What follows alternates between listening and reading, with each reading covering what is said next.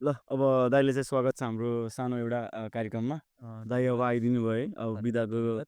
बिदाको माहौलमा पनि आइदिनु भयो समय मिलाएर। धेरै धेरै धन्यवाद दाइलाई। मनैदेखि नै हाम्रो टिमको तर्फबाट दाइलाई धन्यवाद। अब दाइ अहिले के गर्दै हुनुहुन्छ? अहिले चाहिँ यो 4 दिनको बिदामा चाहिँ मेरो यो यात्रा सबै हरेक साइडमा भ्याउने छ।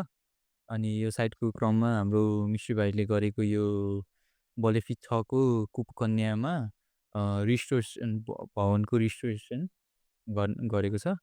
हाम्रो भाइहरूको काम अति नै राम्रो छ। यहाँ काम वर्क प्रोग्रेस राम्रो छ एकदमै। अब यता चाहिँ अब प्लास्टरिङ, कलरिङदेखि लिएर माथिको सिजिआई सिट्सहरू त्यो राख्ने छ। अब काम पनि छिटै भइरहेछ। पेस पनि एकदम राम्रो छ। सो मलाई चाहिँ निकै नै खुसी लाग्यो उहाँले यसरी आफ्नै मनबाट नै काम गर्नुभएको भएर। यो भनेको उहाँहरूको चाहिँ फर्स्ट एप फर्स्ट गभर्नमेन्टको साइड चाहिँ हाम्रो फर्स्ट हो होइन? गभर्नमेन्टको फर्स्ट प्राइभेटमा चाहिँ प्राइभेटमा गरिरहेको चाहिँ छ। गरिरहेछ। सो अब यदि हजुरहरू पनि केही गर्नु पर्छ भने उहाँहरूले पक्कै नै सम्झिनु होला। हाम्रो मिश्री भाइ engineering and generation of engineering है कोल्याबमा। कोल्याबमा हुनुहुन्छ सबै। उम्, उम्, या अनि हामीले चाहिँ दाइले काम दिनुभएको पर्सिपल्टदेखि नै हामीले काम थालेको हौँ। हामीले चाहिँ अब हामी यता सायद 2 बजीतिर हामी यहाँ आएको थियौँ।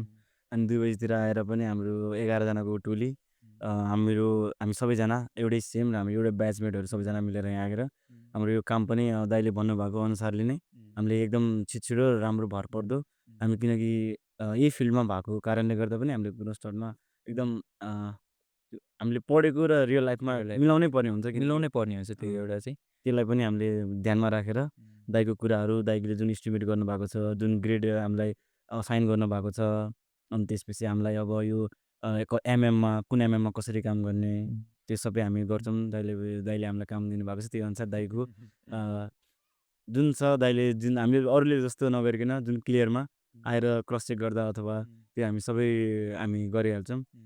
फर्स्टमा चाहिँ अब हाम्रो प्राविधिक हिसाबमा पनि यो इन्जिनियरिङको ब्याकग्राउन्ड भएपछि खासै त्यस्तो धेरै डाउटफुल चाहिँ हुँदैनौँ। किनभने हामी सबै इन्जिनियरिङको ब्याकग्राउन्डकोबाट छौँ। कामको पनि त्यही अनुसार हुन्छ। अब टाइमको इफिसियन्सी पनि त्यही अनुसार छ। अब हिजो भर्खरै आएको, अहिले 20% जस्तो काम आज 25-30% सम्म काम सकिन्छ आजसम्म। यो भनेको हाम्रो 1 हप्ता 1 विकसम्ममा हाम्रो यो काम भ्याइन्छ। सो मेटेरियलले गर्दा अलिकति झन् ढिले भयो होइन? नभए हाम्रो यो वालहरूको त्यसपछि यो सिजाइ सिटहरू यो हाम्रो यो साइडको सिजाइ पनि निकालेर हाम्रो वालसम्म जाने प्लान थियो आज। हाम्रो हाम्रो हाम्रो कारण चाहिँ होइन हाम्रो मेटेरियल र हाम्रो हार्डवेयरको कारणले गर्दा हो नभए हाम्रो हाम्रो प्लानिङमा हो भने हाम्रो आज वाल पनि उठ्थ्यो। अब ठिकै छ केही छैन हामी अझै 1 दिन थपेर भए पनि हामी यो कामहरू सम्पन्न गरेर दाइको नामलाई अझै जुन छ नि त्यसलाई अब दाइले फर्स्ट दाइको हामीलाई असाइन गर्नुभएको यो कामले गर्दा अर्को काम आउँछ। त्यही भएर दाइलाई पनि यसमा केही कमी कमजोरी नहोस् र हामी हुन पनि दिन्छौँ। त्यही नै हो दाइलाई पनि धेरै धेरै धन्यवाद हामीलाई काम दिनुभयो। सो धन्यवाद त तिमीहरूलाई हो। अहिले यस्तो हाई पिक आवरमा असारको अहिले लिटरली 16 असार सरी जेठको 16 भइसक्यो होला। अहिले अनि यत्तिको समयमा आएर यत्तिको ऱ्यापिड काम गरिदिनु भनेको त्योभन्दा म धेरै दुःख हुने त चान्सै छैन। या त्यो त हो अब